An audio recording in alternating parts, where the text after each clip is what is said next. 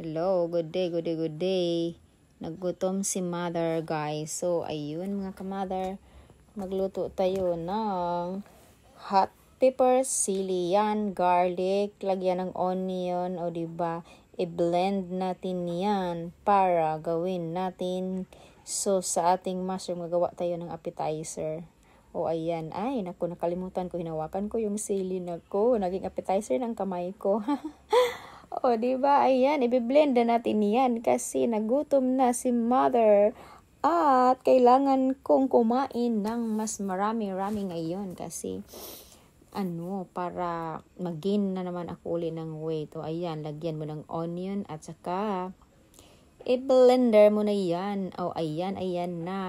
Para hindi mo na i-slice-in pa. No time na kasi. O, ayan.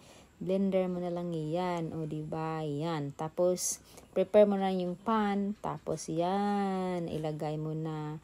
Walang tubig yan. Oil yung nilagay ko para ma-blend. O, diba? Ay, ayan. Nakalimutan pa naman namin. May buo-buo pa pala. O, ayun. Huwag na natin intindihin yan, mga kamather. Kasi nagutom na. Parang, nagrambulan na yung tiyan ko sa loob. O, kaya, I need food na. Pero walang magluluto. So, ako na lang magluto, diba? O, ayan.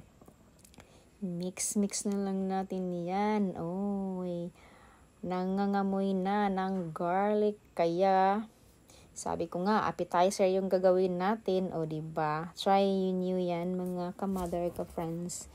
Basta, yan ang aking my own version. Cooking with love lang yan. O, diba? I-blend mo yun lahat ng mga nandyan. Lagyan mo lang ng ibang seasoning yan, o diba? Basta walang tubig ha. Parang adobo ang labas nito ba? Parang adobo, o nangangamoy na. Nagutom na si mother. Naamoy nyo ba yan? O diba? I think naamoy nyo na. Ang sarap siguro, o diba? I'm sure ang sarap. O, i-mix mo lang yan. Lagyan mo ng salt. Lagyan mo ng kahit anong seasoning na gusto mo. Kami nilagyan namin ng mushroom seasoning. Mushroom na ang lutuin. Mushroom pa rin ang nilagay ko dyan. O, diba, nilagyan ko na ng black pepper para mangamoy-ngamoy naman. Parang adobo lang ba? Adobong Bisayang manok. O, diba? As, yan. O, nangangamoy na. Lagyan muna natin lahat ng mga seasoning para masarap na yan. Pag ilagay natin yung mga mushroom na hinahanda na namin. We slice the mushroom na. Ayan. Mix mo na lang yan. Intayin mga magba-brown yung garlic. But, make sure na hindi yan, masunog. Kasi, mapait siguro kung masunog. O, diba? Di ko alam kasi experiment ko lang to. Pero, I'm sure yummy itong pagkain na nilaloto ko. Kasi imagination ko na yan, na yummy talaga. Ayan na.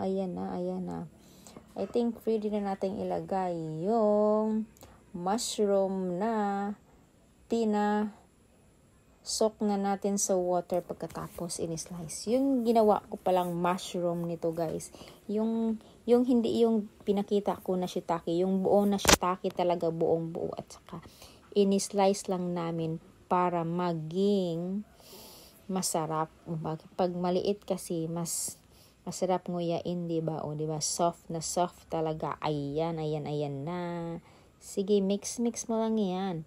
O, ayan. Ilunod na natin. Ilagay na natin. Ilunod na. O, diba? Lagay na natin yung mushroom. O, diba? Yummy na talaga. Nangangamoy na. Yan.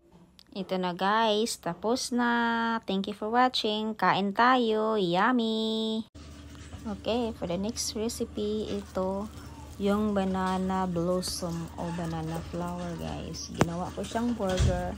Nilagyan ko siya ng flour. Walang egg ito kasi vegetarian yung kasamahan ko at saka yung anak ko. Ayun na ng egg. So, ayun na.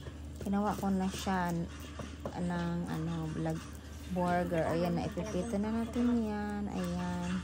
Marami-rami yan. O, diba? Dito na lang natin para masarap. Intayin natin yung iba.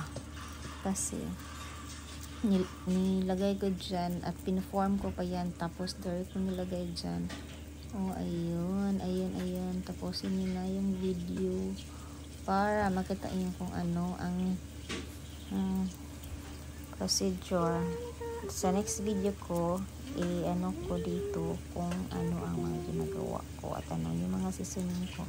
Basta vegetarian to lahat ng friends. O, diba? Ayan na. Masarap yan. Pituhin natin yan. Dapat maging golden brown yan lahat. Diba? Super yummy yan. Try ng banana flour. Diba? Walang igi yan. Pinilagyan ko ng mushroom seasoning.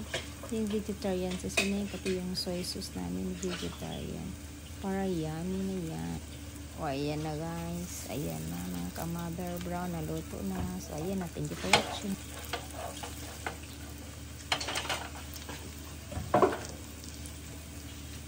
Kutsara dahil. Ayan. Hindi kutsara. Ay, hindi. Luwag. Ari, oh. Kutsara naman, oh.